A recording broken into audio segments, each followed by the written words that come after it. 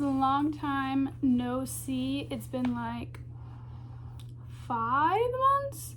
I'm not gonna lie, the reason I totally have not made any video is because I needed a new phone, because I had apparently too many pictures on my phone, so I couldn't record anything. I got a new phone today. I also do have a camera that I got at Christmas, and I just started to get it to work today, but I don't know how to use the camera.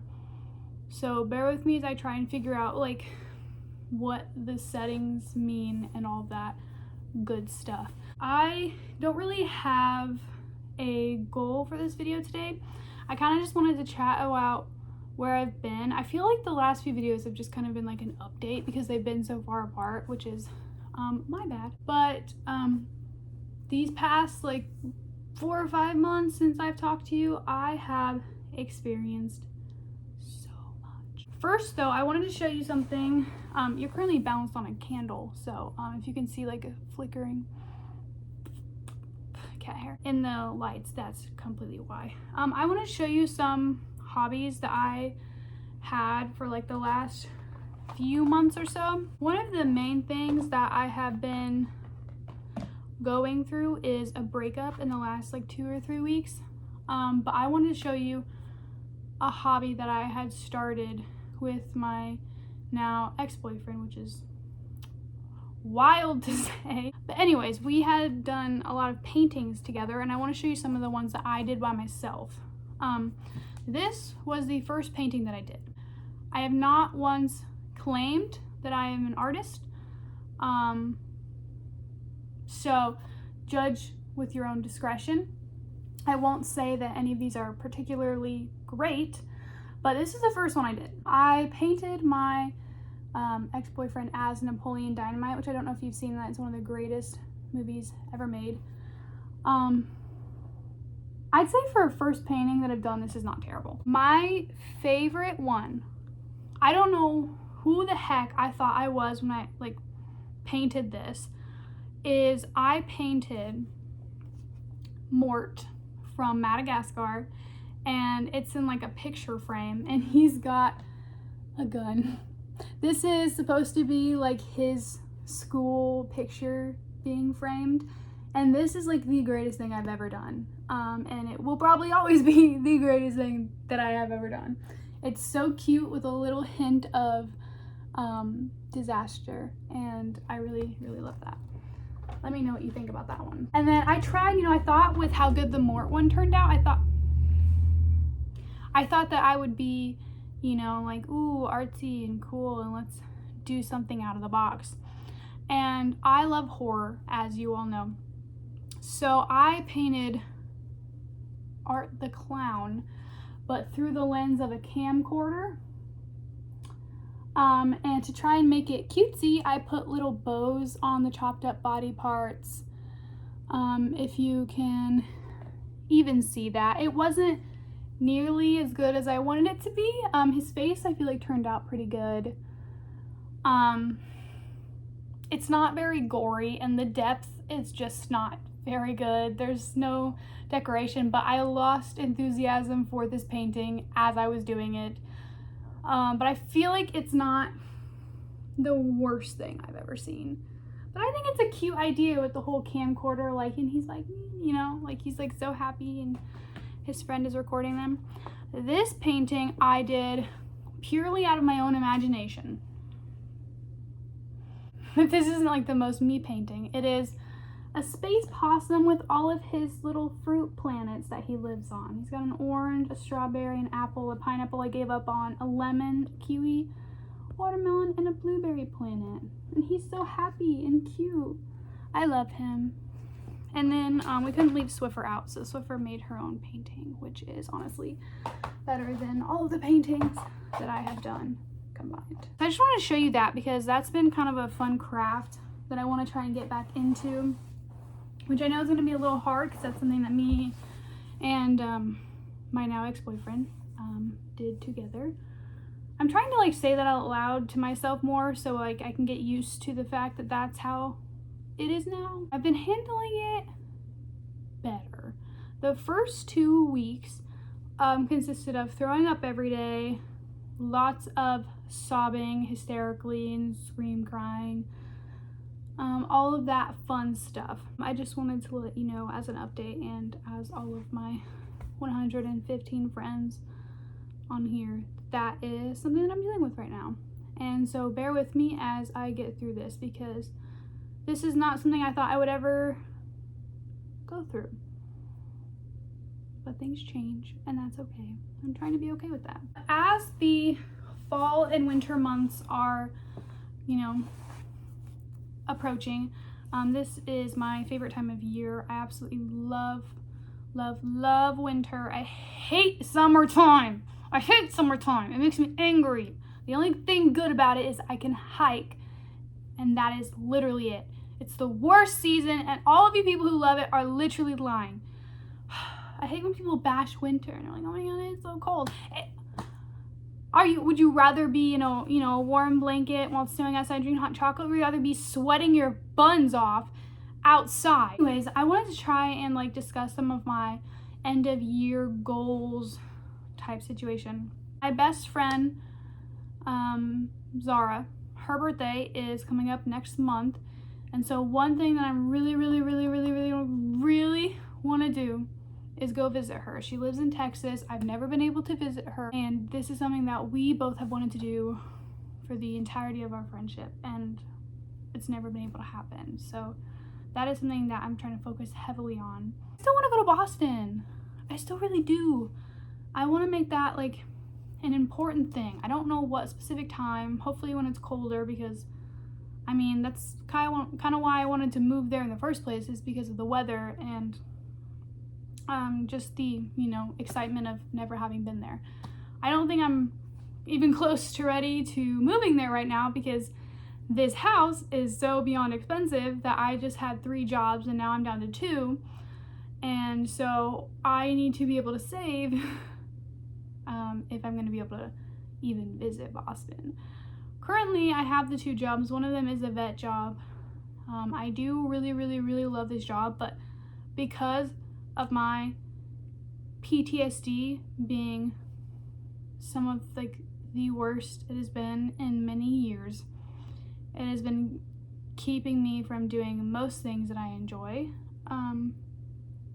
Which I don't really want to fully get into that, because we don't want to go down that negative spiral, especially when I'm doing everything I can to take care of it. But it is an incredibly hard time for me mentally right now. So all of you lovely humans who are going through things, just know that I am right there with you. This is not a chapter of my life that I ever expected happening, and it feels like this new vet job that I've been so excited for has been incredibly awful timing, because it has already made it to where I haven't been able to show up twice, because if it weren't for today, I would be working 27 days in a row, going over 65 hours in a week, and I've absolutely felt like I'm just dying every day.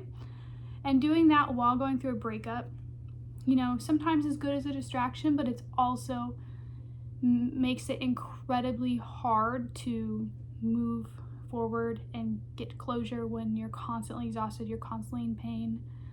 And it's just keeping you up at night because you're in so much pain and you don't have any time to think for yourself. So you don't really get to process any of your emotions and all the things you're going through.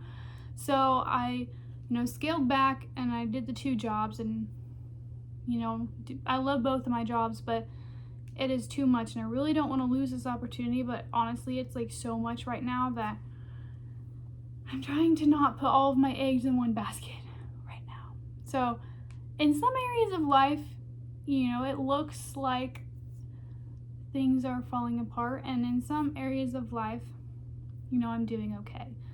So I'm trying to find that balance right now, because old me may have been able to, work and go crazy and do all the things that I was doing, but and make it seem effortless. But now it's not really possible for me, because I have so much going on mentally, and that has always been my number 1 priority. Not financial stuff, not even physical, because I can't take care of myself physically if I'm not taking care of myself mentally, and that's just me. Sometimes it may be the other way for other people, but that's not how I roll. So I'm trying to find a balance between what I can and can't handle, and I'm trying to challenge myself with things that feel incredibly impossible. So for a while it was, looking at social media. For a while it was looking at pictures. It was sitting on my couch, leaving my house, going to Walmart, seeing family, things like that. And some days it's easier than others. Yesterday I had a complete mental breakdown. I woke up today and I'm not necessarily a 10 out of 10, but I'm not a 1 out of 10 either. So I'm trying to find that middle ground of what can I do that's not, pushing my limits, but what can I also do that is pressuring my limits so that I'm not getting stuck in sadness. You understand what I'm saying? I'm sorry that this video is kind of all over the place. I've had so much that I wanted to say for so long and I haven't been able to. So I didn't really have a goal. I just figured I'd just hit start and then just speak. I wanted to, kind of talk about my aspirations because those are things that are incredibly important to me. So seeing my best friend, visiting Boston, I want to keep going to my counseling sessions as much as I can and just getting past this chapter and getting closure within myself. And honestly, that's like the most important thing to me right now. Like the smaller things don't even really matter at this point in time because the amount that I have going on mentally has just taken up all of my energy. And I'm trying to keep my energy as reserved and recharged as possible. But the world expects a lot from you, especially when you feel like you're stuck and you can't move forward, but the world keeps moving forward and it still expects you to show up. It still expects you to do all of your daily life activities, and some days that just feels utterly impossible. And so I just wanted you to know, if you're ever feeling alone with that, I'm completely right there, because right now everything feels utterly impossible and confusing and just hysterical, cruel. Like it just feels like the universe is being so cruel because you find something that you absolutely love and you care about and you put all your energy towards, and then it's just taken away and it doesn't go the way that you had expected it to, and you are forced to adjust. And that is an abrupt change, and it almost is like, whoa, I was comfortable, what's happening? And then you just are forced into this new reality, and it is really hard to find motivation to keep going, and you just have to for yourself because you owe it to yourself and you deserve the opportunity to find something new and something better and to, get that happiness for yourself. You absolutely deserve that. So even when, things feel impossible is not factual, okay? Impossible is just a theory in your head made up by your amygdala, okay? If you have to think about it as, science, the amygdala in your brain just holds all of your fear, all of your anger receptors, and your fight or flight. And when you're comfortable in that, fear, you don't get progress, you stay still, and you don't move forward. And that's where you get lost. And that's okay. You can always get out of that, even if it's been 10 years where you're stuck in that. You can always move forward and get past it. But you have to dim it down as small as possible and realize, okay, what's in my control, what is not? Am I actually stuck here? Is this pain forever? The answer is no and no. You are not stuck. The pain is not forever. It's going to be okay. And once you sort of swallow that, that's where you get your closure. That's where you're able to confront the thing that's causing you pain or fear or confusion. That's where you are able to confront that. And that's kind of, where I've been. Is acknowledging, hey, this is not where you plan to be, and that's okay. This happens. Let's take the steps we can to move forward. You're not stuck. You will not feel this way forever. You will still find happiness. You will still find peace, and you will still find fulfillment in your life. This happens for a reason. So when you take it back to that scientific, biology, this is a part of your brain that we have for a reason because it keeps you safe. So once you get out of the being comfortable with sadness and pain, you have to confront it. And that's how you move forward. And then you find comfort in the new version of you that you have adapted to. I know that was a lot of words. I'm so sorry. But this is just how my brain has been processing recently. It's just thinking about biologically, what's factual, what's opinion. You know, what is the truth and what do I feel? You know, it is a lot to feel like your whole life is changing in front of you and there's nothing you can do about it. There's always something you can do about it, and that is where you put yourself and what you give your mind space to. And as someone with PTSD, I can say that and still struggle, and that's okay. The journey is very, very, very much not linear. It is up and down, way, way, way down, and then a little bit up, and then way, way, way up. Like, it's gonna be like that forever, and you just have to understand that and be okay with it. And I'm always questioning everything. I always have. And to be okay with that is hard. Okay? I'm not gonna sugarcoat that. It is hard, but it is necessary. And you owe it to yourself to get you where you're supposed to be. Everything happens for a reason, and that is, you know, enough to keep me going. So just find what is that will help get you going, whatever motivates you, whatever that may be.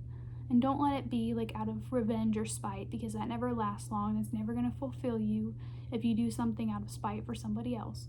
Do it out of the pure want and desire to get yourself to that better place that you know you deserve and you know you want. That is the only way to get things to stick. Wow. That was so many words. My mouth is really dry now. These drinks are very, very good. Anyways, being a person is hard. It's freaking hard, man. And I'm trying to find a cheaper place to live, but I don't know if I'm going to be able to get out of my lease early. Because I've lived here for 9 months, and this, you're looking at it, all the furniture I have, this and my bed. I have 3 bedrooms in here, and I can't furnish them with anything. I don't even have a freaking table. And even with 3 jobs, still nothing. Still nothing. My phone went kaput. My car went kaput, and I had to get a new tire. But hey, I'm still chug-a-lugging along. You know, these things happen. And that's okay. At the end of the day, I just kind of laugh at it and be like, wow. Wow. Because that's all you can do. If you sit there and you get, you know, overwhelmed by the stress and the things that are not so fun about life, then, you know, you kind of give into it. And that's okay. It happens. I definitely do that. I don't have it all figured out in the slightest bit. I'm a complete mess all the time. When I shut this off, you know, there's a good chance I'll end up crying later. But I'm just a girl at the end of the day. I'm just a girl. And this girl really wants to go to Boston and really wants to see my best friend, because that girl is everything to me. She has completely changed my life and given me a new perspective and a new reason to want to be a better person every single day. And I thank God for her every single day, because she is a true gem and the world does not deserve her. So if I could do that, I don't care how anything else goes in the rest of my life, because that's what I need. That girl right there, that's what I need. I have no plans for the rest of the day.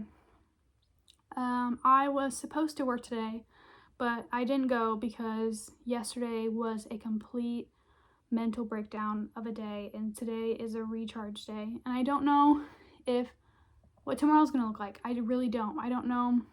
You know, I'm afraid because I love this job, but the timing is so terrible that, like, the thought of losing it, which I completely understand, you know, if that were to happen, like if they were just like sick of my, you know, non-availability and the amount that I'm dealing with right now, I completely understand it. It would suck, but you can only handle so much at once. And I put a lot on my plate right when everything went to hell.